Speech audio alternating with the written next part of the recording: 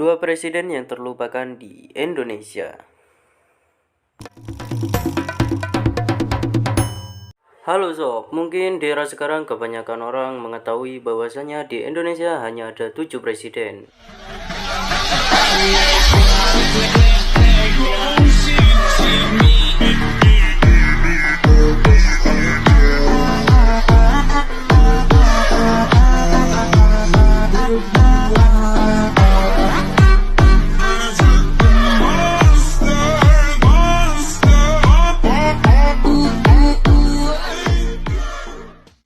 Namun sob, di negara kita sendiri ada 2 presiden yang terlupakan.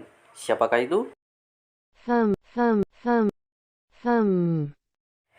Tapi sob, sebelum lanjut ke inti topik video kali ini, saya harap kalian untuk terus dukung channel ini dengan cara like dan komen serta subscribe dan bunyikan lonceng notifikasinya agar kalian tahu video-video terbaru dari channel ini.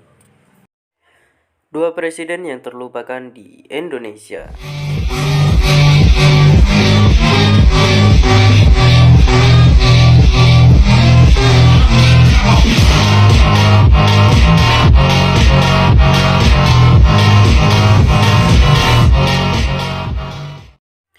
Syafruddin Prawira Negara, pria kelahiran Serang, Banten, tanggal 28 Februari 1911. Berbeda dengan presiden yang lain, beliau ini tidak banyak yang tahu bahwa jasanya sangat besar bagi Indonesia.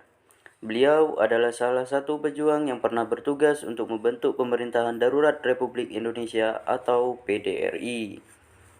Saat itu, Belanda melakukan agresi militer kedua pada tahun 1948.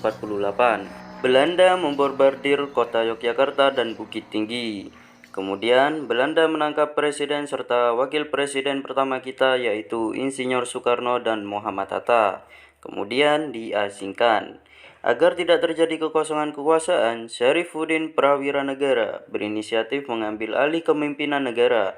Dan pada tanggal 19 Desember 1948, beliau bersama Gubernur Sumatera T.M. Hasan memutuskan untuk membentuk pemerintahan darurat. Atas usahanya beliau, Belanda terpaksa berunding dengan Indonesia.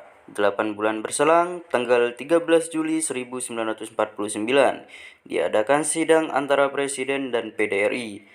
Perjanjian Roem-Royen akhirnya mengakhiri upaya Belanda.